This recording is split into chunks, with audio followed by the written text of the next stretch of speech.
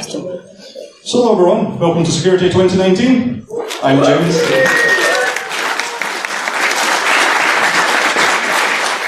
So I'll let the committee introduce themselves. So if you don't know, I'm James, I'm the president this year. I'm Sarah, I'm the treasurer. I'm Ross, I'm the secretary. And I'm Brittany, I'm the vice president. So yeah. So if you haven't noticed, this year we don't have snow, and we have some kind of... I got this on Monday, and it says, you know, it's nice and sunny. It's not as sunny as I wanted it to be, but at least, you know, it's going ahead. So obviously, a bit of health and safety to start with. There's no planned fire drills today, so if the fire alarm does go off, if you make your way to the nearest exits, obviously marked by your... Good job, James. It's always a good start. Yeah, but if you make your way to the nearest fire exits, and circled on the map here are your assembly points.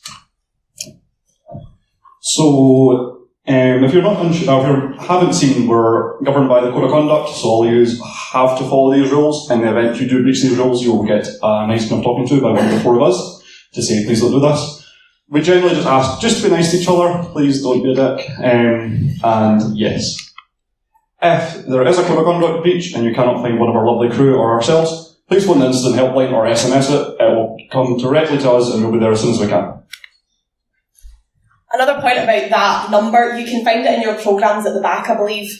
So obviously with your lanyards, you should all have your lanyards if you've checked in. If you've not checked in, make sure to go across to bar 1 and get that and get your lanyards. Obviously, for today, anyone wearing a yellow lanyard means you can take pictures but just don't publish them, no putting them on social media or anything, and the purple ones is go ahead, post whatever you want. Just a note for everyone as well, I know a lot of people don't like wearing lanyards, but this means that we know that you're here as part of the conference, so can you please keep your lanyards on so we know who you are.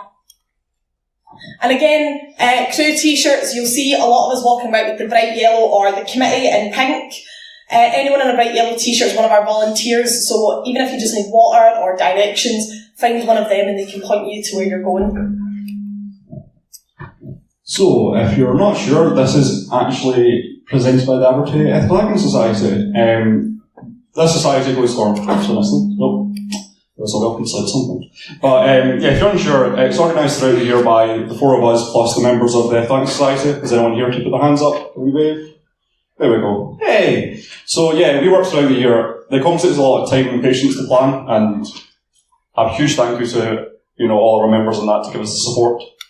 I need to say a ridiculously massive thank you to the Student Association at the back, Ellie, Laurie, Jamie, Elaine, Fiona.